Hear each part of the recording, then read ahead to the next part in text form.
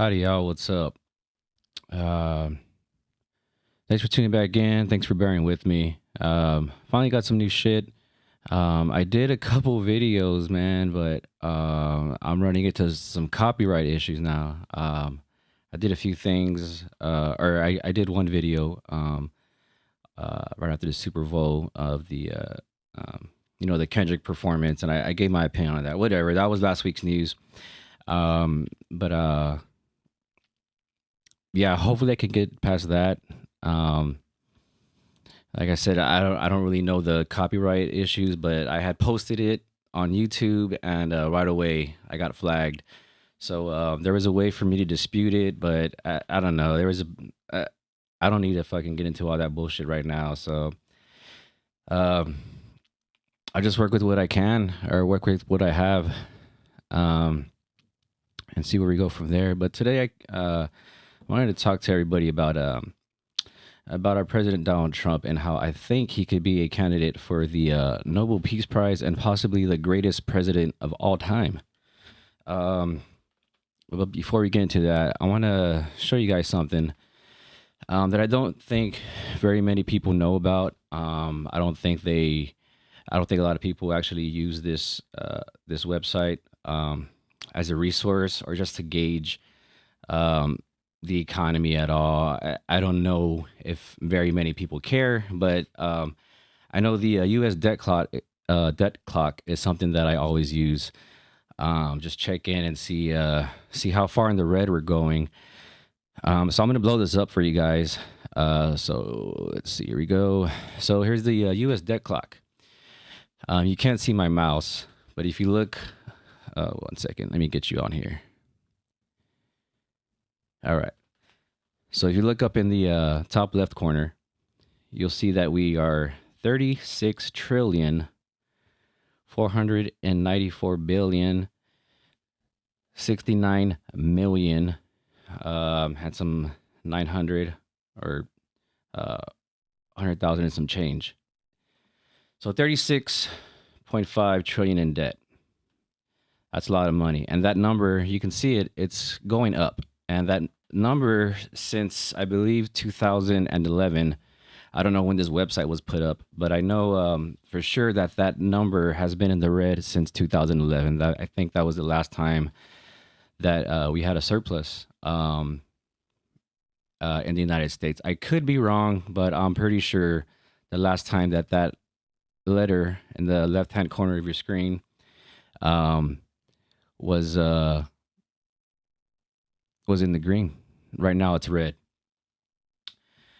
And that thing is still going up. All right. I don't know if anybody really knows what the GDP is, but if you look, yeah, you can't see my mouse, but you can see where I'm switching over this this U.S. debt clock. So if you come down here, it says U.S. gross domestic product. That's our GDP. That's pretty much. I don't want to say profit because that's not really that. That wouldn't be a correct term, but it's pretty much like our output. I guess our economy, how we're doing, what we're putting out um, through all kinds of different services. From all kinds of transactions, from the super low transactions to high corporate transactions. Um, this is what our GDP is. So if you look to the left of that, you'll see that percentage, 123.01. So that right there is the U.S. federal debt to our GDP. So that is how much debt we have versus the output. And we are negative 123%. So we're never going to catch that number. We're never going to make this number, that debt go the other way if we are at this percentage. I'm not an economist, so I'm pretty sure I'm fucking up a lot of the language here, but this is just how I understand it.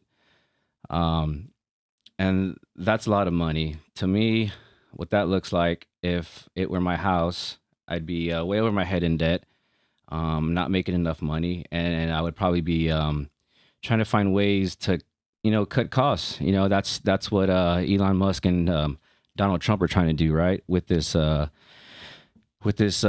Department of Government efficiency. And since inauguration, if you look right here where that U.S. national debt number is, just to the right of that, there's a gold clock called the Doge clock. I'm not too sure exactly what that is. We could read it right here. The Department of Government Efficiency Advisory Commission, the real time saving objective from reducing government waste, fraud, and abuse in federal government agencies. I guess what that is saying is that this is all the fraud. That's the amount of fraud that they're finding, and I guess that's what they're cutting. I've been trying to find evidence of what they're saying as far as all this fraud and waste, and I believe a lot of it because a lot of this shit has been going on for decades. Uh, Fraud, waste, and abuse has been happening everywhere for decades, um, and for some reason, everyone's really on board, which is fine. I'm totally fine with finding all the waste, finding all the fraud, and figuring out where the money is going. But it's just it's weird to me because this GDP. Um, so our GDP right now is pretty high, right? We're putting out 29 trillion. That's a lot of money. I think compared to any other country, I'm pretty sure we are making the most, for sure. Um, and that's a high number. And you would think that with a high number like that, that we would feel it. I guess here, like the working class. But one question that I do have, I'm gonna try to keep my opinion to a minimum, but I know it's gonna show. Um, but who is benefiting from this high GDP? We have a lot of output. Um, Let me blow this up for you again.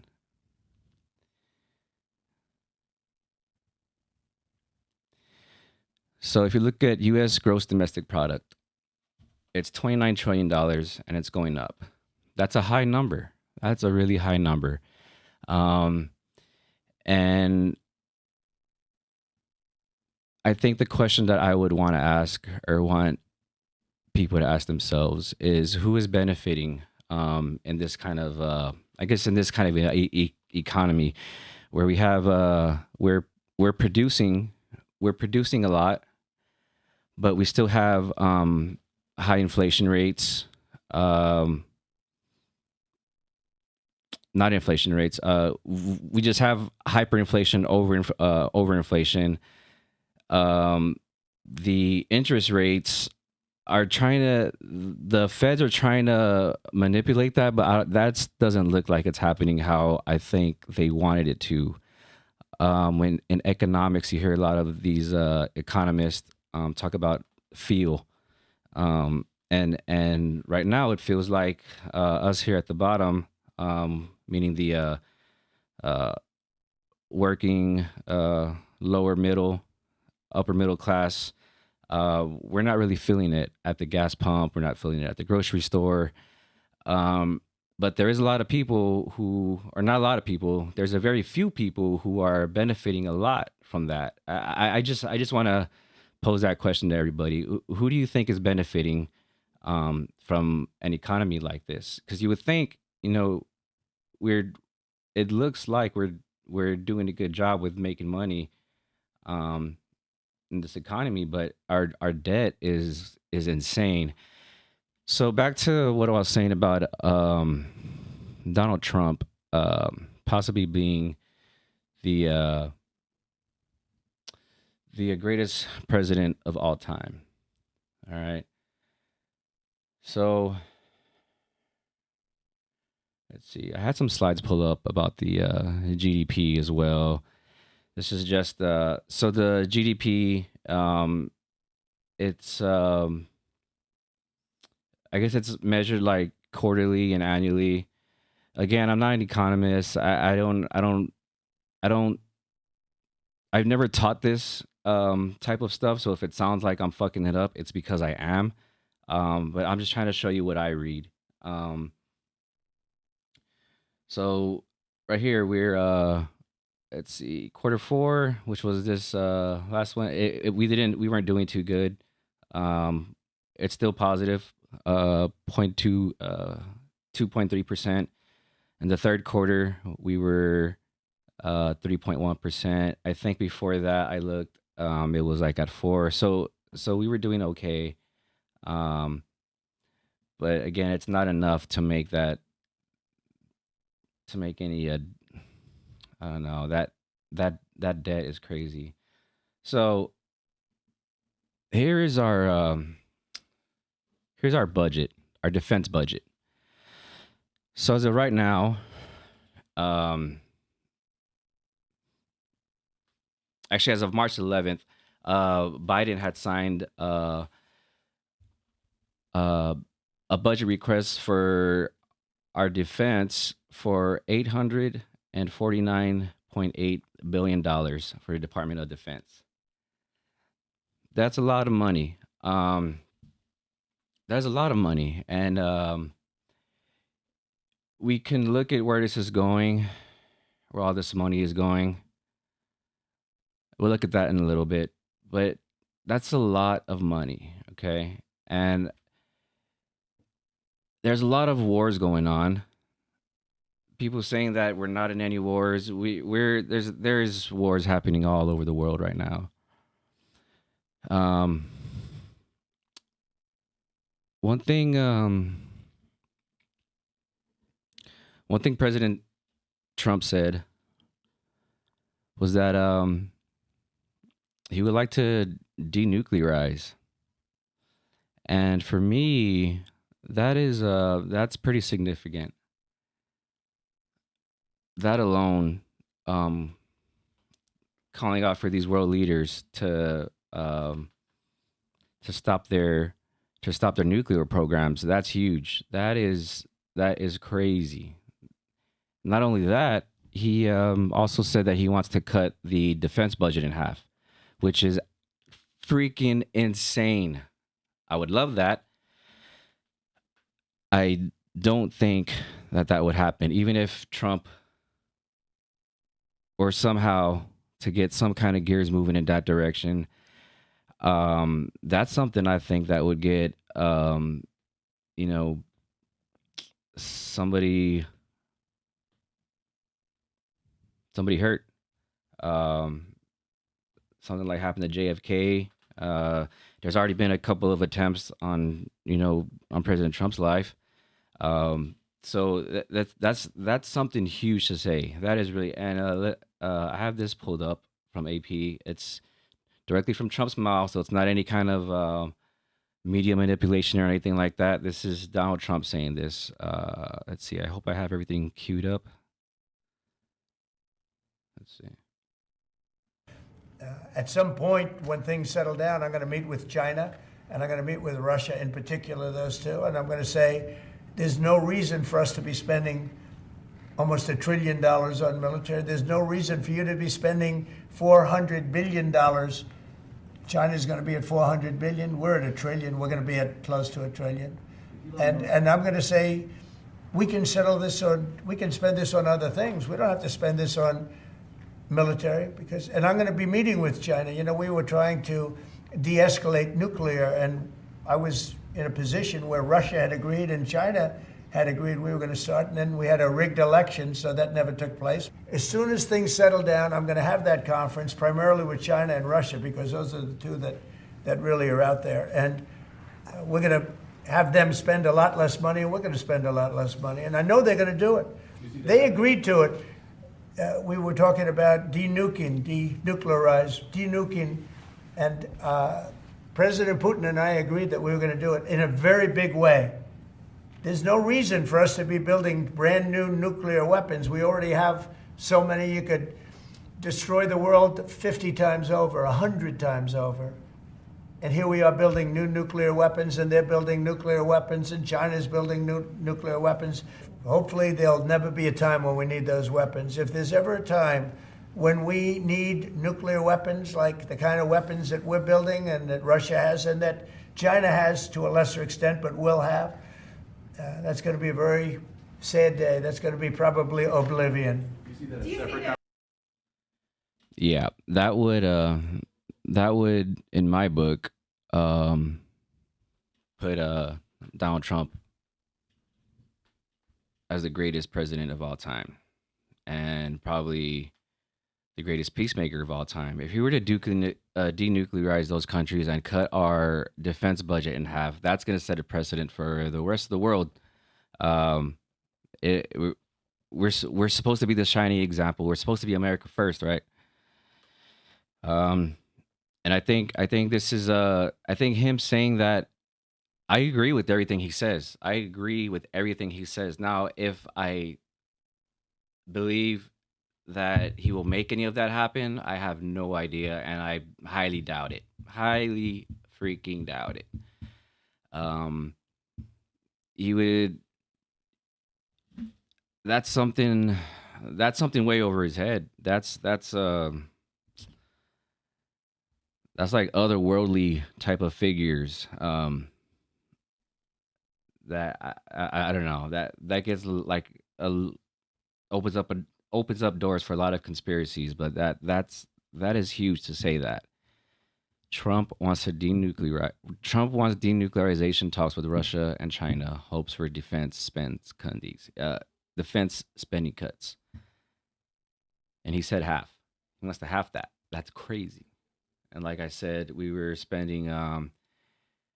Biden cut the thing for 849 billion. All right. So where's this money going? So this is from the State Department. This is from the U.S. State Department website. Um, so to date, we have provided 65.9 billion in military assistance since Russia launched its premeditated, unprovoked, brutal, full-scale invasion of Ukraine on February 24th. And approximately 69.2 billion in military assistance since the initial invasion in 2014. That's a lot of money. That's a lot of money going to another country.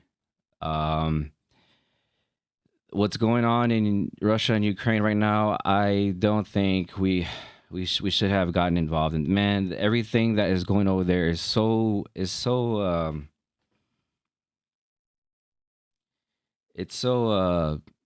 sensitive in that part of the world, and we're just throwing money everywhere, and I think it's just confusing. Not only, I mean, I'm confused because it's like we're I think Trump said it earlier too. Um, it's like we're going over there, we're destroying people's shit, and then we're paying those same peoples whose house is destroyed to get their shit fixed. So we're not there. This all this war isn't there's nothing good coming out of it. We're just wasting fucking money, and it's hurting us. So Israel is another one. That's a big one. A lot of people are I don't know if they're willfully um ignoring what's happening over in Israel, in Gaza. But everybody, um, it's pretty much known throughout the world. I don't know why it feels like American citizens are having a hard time with um, coming to terms that what's happening over there is a genocide, and that's not some woke bullshit to say. That's not even a Republican um that's not something that Republicans even argue against anymore. It's just known that it's kind of almost normalized, which is sad that genocide is happening right now, and we're just letting it happen. Not only that, but we're sending Israel, who is committing this genocide. This gets kind of weird because we've sent. It says here that we've spent since 1948 we've sent them 130 billion, but these numbers get really weird because it breaks. There's like a bunch of breakdowns, and you could go to this. It's in the U.S. State Department website, U.S. Security Cooperation with Israel, and you could look this up for a lot of countries. This one that I was looking at is the U.S. Security Cooperation with Ukraine, um, and then it just talks about how they're using the aid. Where does it go? Um, but check this out. So Israel is the largest cumulative recipient of U.S. aid. Right? That Let me read that again. Israel is the largest cumulative recipient of U.S. aid. Okay, so look at this chart. If you look at this chart, you have like a tan bar, and then I don't know, reddish orange bar, right? The tan bar is how much we've given them, I guess, to help with their economy. This orange red one is how much we've given them for the military. We've given them $228 billion, and it looks, man, this is hard. This is hard for me to read. So it says from 1946 to 2024, it's just constant, and that's in, I guess, the year 2020, uh, what that money was worth. So we're just giving them all kinds of money. We're just cutting checks, and it breaks it all down.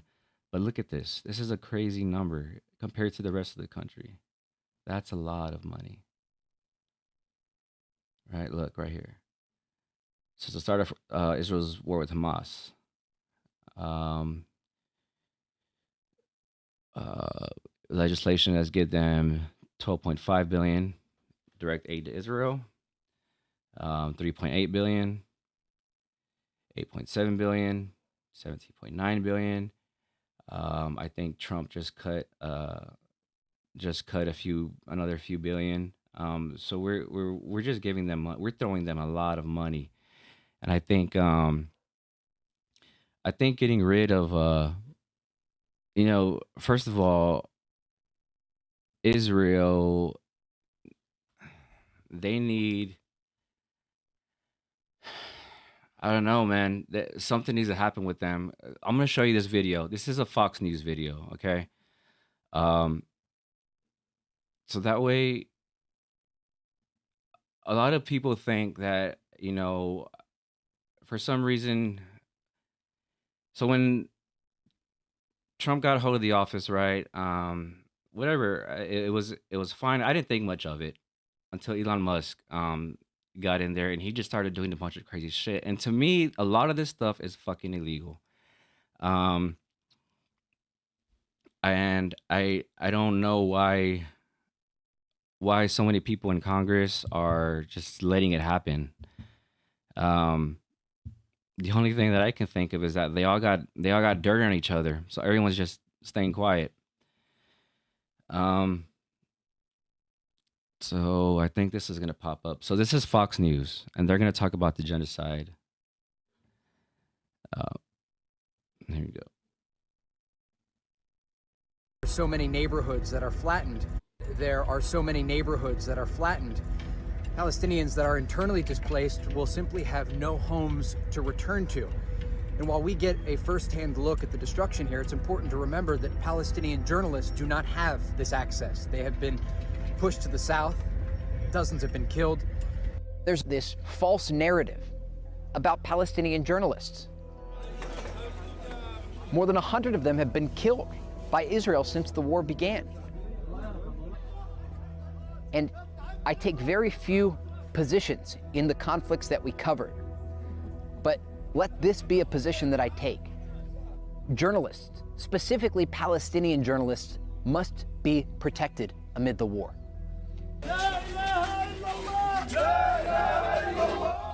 The Israelis have killed journalists in drone strikes. They've killed them with small arms fire, and it's unacceptable. All right, that was just a little clip.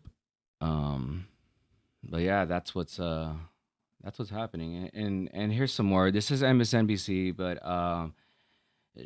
Jeremy Scott Hill is from Dropsite News. This dude is a badass reporter, man. He's got boots on the ground. These reporters out there are doing some really really great stuff, really great stuff. Um, and they're just not getting nearly as much attention as they should be doing. Um, let's watch this. Co-founder of Dropsite News and co-founder of The Intercept. Jeremy, it's great to see you again. I know you've covered Hamas extensively throughout the year. You know a lot about Yahya Sinwar and other Hamas leaders. Can you tell us why, first of all, he has been so controversial as a figure to the Israelis and the Americans even before October 7th? Yeah, I just want to begin by saying that as we're speaking tonight, the Israelis are waging an extermination campaign in the north of Gaza. For the past 2 weeks, they've surrounded the area, and they've intensified it after the killing of Yahya Sinwar. No food or medicine of any kind has reached most parts of the north. I'm in direct touch. I am in with medical officials in the north and with journalistic colleagues. I understand that at least 80 people have been killed tonight in a horrifying set of attacks on half a dozen residential buildings. I've just gotten done seeing images from the ground where children are being shredded like meat in a butcher shop. I don't understand how any of us, whether we're journalists or not, this isn't about objectivity, how any of us can watch this genocide unfold in real time and watch the pontificating of the politicians running for president and not just cry out, this has to stop. I mean, this has to stop. We've looked at this. I mean, I know you've reported on the ground from Gaza. I mean, we're watching a genocide in real time, and I'm sorry, but on this network also, there are people who have promoted propaganda from Israel. So he's calling out MSNBC right now. He's on MSNBC calling them out. The American people about concern for the Palestinians. And yes, we should talk about Yahya Sinwar. But Yahya Sinwar is also in many ways the story of Gaza. You know, yes, this was a violent man, but his violence was rooted in the fact that he was born in a refugee camp. And Israel, throughout his entire life, waged a war of annihilation against the Palestinians. I'm not here to defend Yahya Sinwar. I'm here to say that we can't talk about. Yeah, that's not to defend anybody. That's not defending that what these people are doing is evil. He's not doing that. But at the same time, you can't underreport other shit. Who Yahya Sinwar was or what Hamas is without talking about 76 years of colonialism, of apartheid, of mass killing, of mowing the lawn, of controlling the calories. Yahya Sinwar's death, the White House is saying this provides a moment to sort of pivot and to make a settlement. And what does Netanyahu do in response to those speeches from Kamala Harris and Joe Biden and John Kirby? He doubles down. Yeah. He goes full force, final solution on the people of northern Gaza. Yes, let's talk about Yahya Sinwar, but my God, we cannot watch more children being shredded and say that this is okay. Well, this is just a political issue. No, I mean, it's honestly just, it's simple as two wrongs don't make a right. That's what this is. I was actually going to get to that because I was going to ask you, based on what you've just outlined for us about him, I was going to say that despite the killing of Yahya Sinwar, who was Israel's most wanted man, who was their excuse for basically doing everything as the mastermind of October 7th, we're still seeing attacks against Palestinians in northern Gaza, as you just outlined with the siege that has been unfolding there for the last couple of weeks after a year of complete annihilation. And this was on the heels of an American president and a vice president who have said it's time for a new page, and the Israelis continuously buffing them and defying every time they've given them basically an order or a demand to change course. Yeah, that's right. And what's interesting is that the Israelis have portrayed for the past year Yahya Sinwar as a rat hiding in tunnels, using Israeli hostages as his human shields. And certainly Yahya Sinwar and others in Hamas operate in these tunnels. That's been well known. But look at the narrative, even from Israel's perspective. You laid some of this out. Yahya Sinwar died in combat gear, with one of his arms basically severed, in the middle of the front end of it, and he manages to throw a stick at a drone. And the Israelis put this out, and they sort of did Sinwar's job for him by solidifying his reputation as a man who was willing to die for the cause of Palestinian liberation. So we're in a situation right now where the entire Middle East is on fire. Netanyahu's house was hit. Hezbollah had one of its most successful drone strikes recently on the Golani military base, killing a number of Israeli soldiers. The United States has moved the THAAD missile system into Israel, has troops on the the ground. The White House is sort of humble bragging that U.S. Special Operations and intelligence were assisting Israel in the operations on the ground in Gaza, including high-value targeting operations. And we have a lame duck president who really seems intent on following through with his undying support for Israel at a time when an utter lunatic is in office in Tel Aviv right now that is threatening what would amount to just a complete incendiary arson campaign throughout the Middle East that's going to be bankrolled and armed by the United States. We are in a moment where this has to stop. Right.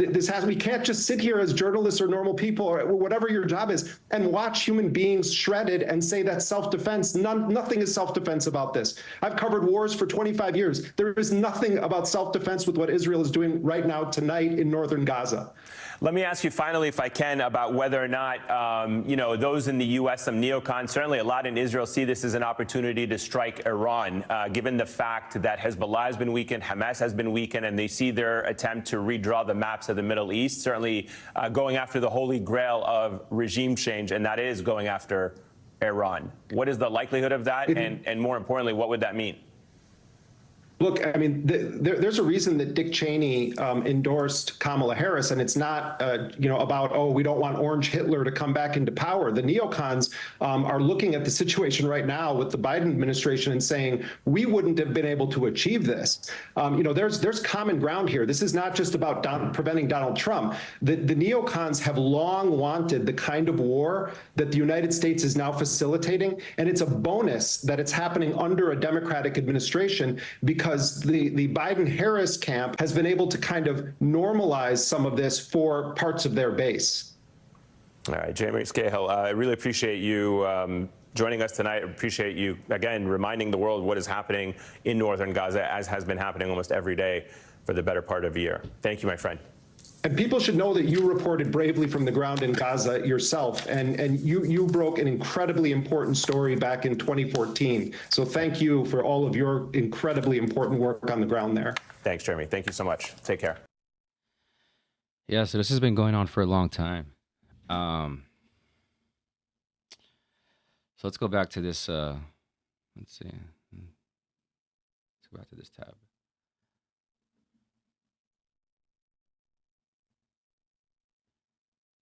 All right. So since 1946, right? So that was the Holocaust. And I don't know how much we've given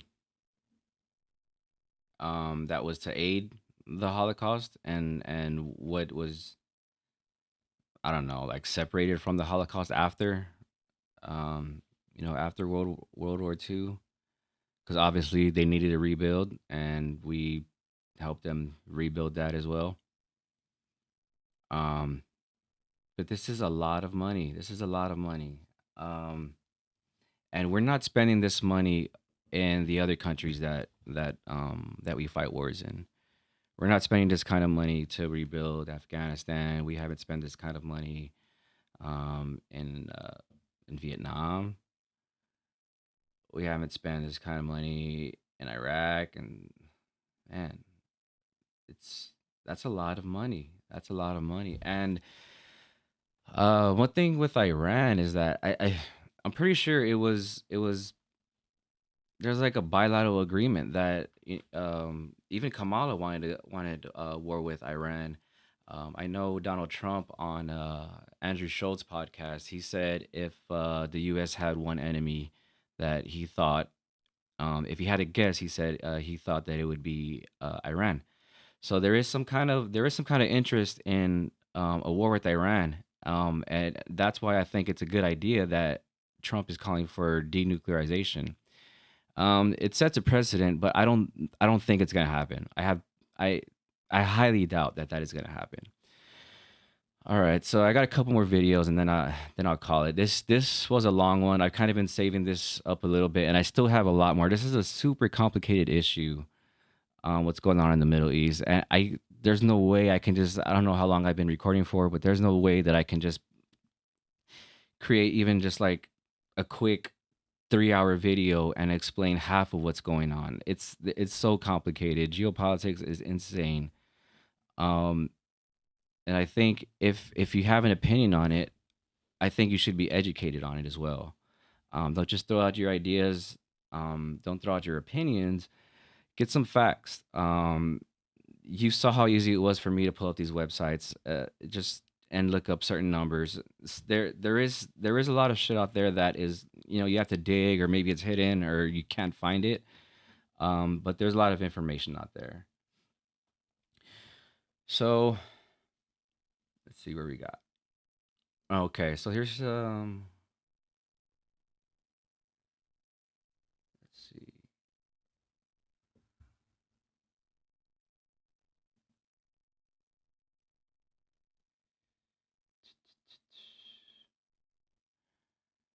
Okay, let's see.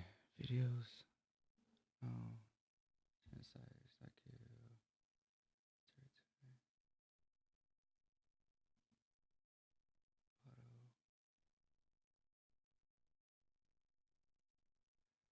Yeah, I don't know. Let's see if I can find it here. All right, here we go. So this is Ted Pike. Here you go. Ted Pike, and this is my wife, Lynn. 87. Today, a foreign government, Israel, operates the most powerful lobby in Congress. This is AIPAC, the American Israel Public Affairs Committee. Through control of Congress, Israel demands and gets nearly $5 billion annually. No elected official dares criticize Israel for fear the Jewish lobby will accuse him of anti-Semitism, the kiss of death for any politician. The president also knows what Israel wants, Israel gets. To act otherwise is political suicide. The mass media, founded and controlled primarily by Jews, manipulates the spigot of information out of which heartland America drinks. The message of this contaminated source is, if you criticize Israel, you are anti-Semitic. Be safe. Keep your head down, or you are fair game for being knocked off by the Zionist shooting gallery. As a result, our president and elected officials are slaves to political correctness when it comes to Jews and Israel. They cannot seriously criticize Israel, especially as the source of Mideast strife and terrorism. They cannot suggest an end of aid to Israel. They cannot even protest Zionist control of Congress. Hello, I'm Ted Pike, and this is my wife, Lynn. Yeah, so that was in 1987, and that's we're what, almost 40 years, 38 years, as old as I am. People have been saying that about Israel, and it's not about hating Jews. It's not about being anti-Semitic. It's about the state of Israel, the government of Israel. It's not about Jews. It's not about your religion. It's about your government. It's about my government. I think we need to hold our government accountable. We really do. Because they're just dragging us along with this bullshit. Especially now, we have a lot of this America First talk, and I'm not buying it. I'm not buying it, especially when we have people like Pete Hegseth appointed now. So this is Pete Hegseth. All right. Listen to what he says. Dual loyalty. What does dual loyalty mean? Dual loyalty. How can you be America first, but be loyal to more than just America?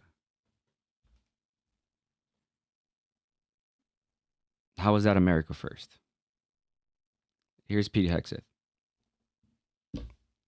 Anyone that wants to take the stage and talk about dual loyalty is dead wrong. What this organization represents, what Western civilization represents today, is an understanding that Zionism and Americanism are the front lines of Western civilization and freedom in our world today. I don't know. That's kind of weird shit. Did you see that? I don't think you saw that. I don't even know if you saw that Ted Pike one, but you heard it. All right. So that Ted Pike, let me see if I can pick it up for you again. Pike, and this is my wife, Lynn.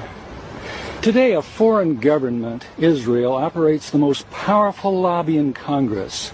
This is AIPAC, the American... Okay, I think you did see it. But yeah, so Anyone that wants to Pete Hegseth, he's our he's the Secretary of Defense.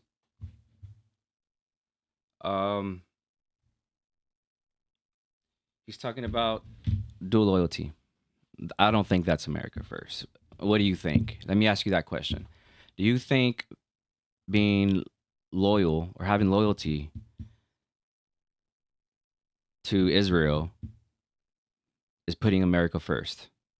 Do you think sending that much money to foreign countries is putting America first? Ask yourself that question, and let me know in the comments. I'm gonna try to stay off of social media a little bit. It's getting kind of crazy out there. It's real hard to not be reactionary because there's a lot of executive orders being signed, and for some reason everybody thinks that there's some kind of a lawyer. I'm not a lawyer. I like to look things up. Okay, so if I am wrong about something, let me know. But back it up. Back it up. Show me what I'm wrong about. Explain it to me. We need civil discourse more than ever. Now more than ever. So if I do ever get anything wrong, show me the facts. Show me the data. I want empirical evidence that we can actually measure. Not some fake shit on Facebook or Instagram or some shit like that. Show me real websites like I just did from the White House. But let me know what you guys think. You guys think, is that America first? All right, let me know. You have fun. See ya.